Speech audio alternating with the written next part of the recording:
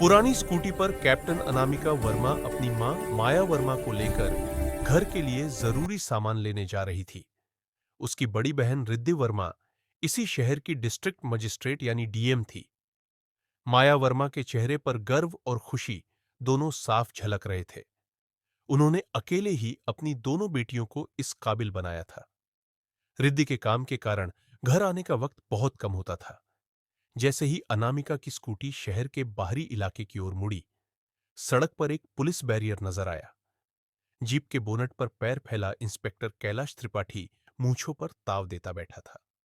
सड़क पर दो हवलदार अर्जुन और नितिन लाठियां पटकते हुए लोगों का चालान काट रहे थे और जबरदस्ती पैसे वसूल रहे थे। दूर से अनामिका अपनी पुरानी स्कूटी पर अपनी मां के साथ आ रही थी।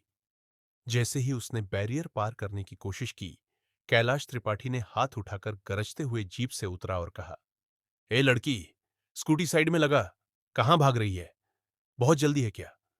अनामिका ने शांति से स्कूटी रोकी। उसका चेहरा बिल्कुल शांत और निर्भीक था। बोली, जी साहब, हम घर के लिए सामान लेने जा रहे हैं। हमारे पास सारे कागज हैं। कैलाश ने थका लगाते हुए कहा, ओहो, बड़ी बहादुर बन रही है। और ये बुढ़िया कौन है? कहां से आ रही है? अर्जुन हंसते हुए बोला, सर, जरूर कोई ड्रामा कर रही है। चेहरा देखो, बड़ी शरीफ बनने का नाटक। नितिन ने और भी भद्दे अंदाज में कहा, सिर्फ शक्ल ही देखो, चोरी चकारी की मास्टर लग रही है। बुढ़िया शब्द अनामिका के दिल में जैसे चुभ गया।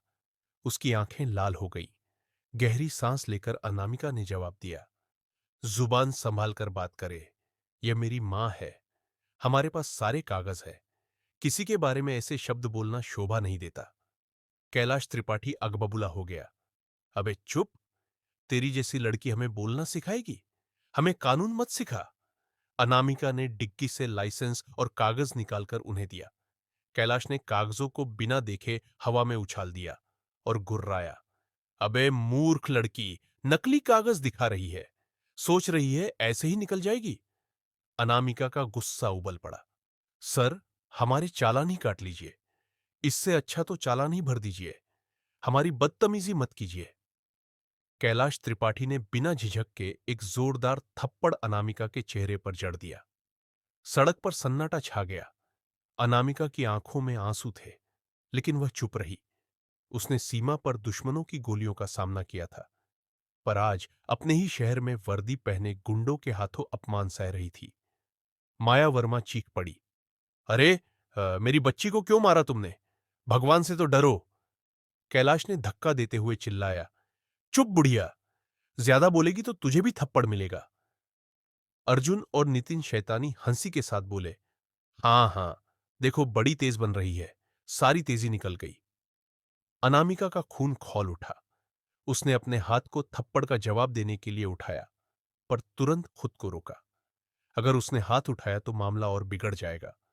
उसकी आंखें अंगारों की तरह जल रही थी, पर होंठ बंद थे।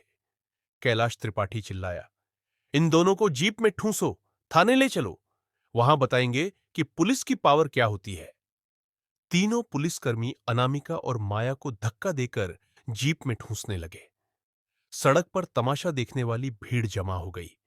कुछ लोग मोबाइल निकालकर वीडियो बना रहे थे, पर किसी की हिम्मत नहीं हुई आगे बढ़कर बोलने की। भीड़ में एक नौजवान चुपचाप घटना रिकॉर्ड कर रहा था। उसे अंदाजा नहीं था कि उसका यह वीडियो पुलिस की गुंडागर्दी के खिलाफ तूफान खड़ा करेगा। जीप में अनामिका अपनी मां को सीने से लगाए बैठी थी। माया रो रही थी। अनामिका के चेहरे पर पड़े थप्पड़ के निशान देखकर सिसक रही थी। अनामिका की आंखें आसमान की तरफ टिक गई। चेहरे पर खामोशी थी, पर दिल में आग जल चुकी थी।